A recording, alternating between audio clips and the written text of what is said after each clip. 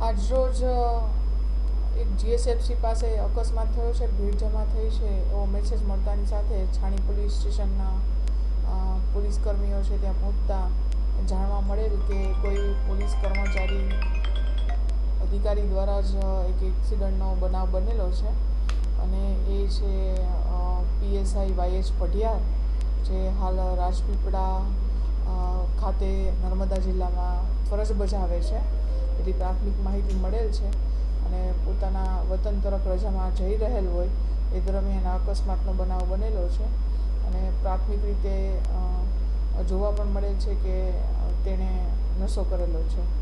હાલ એની પૃચ્છા કરતાં જણાવે છે કે હું મારા વતન તરફ જઈ રહ્યો હતો.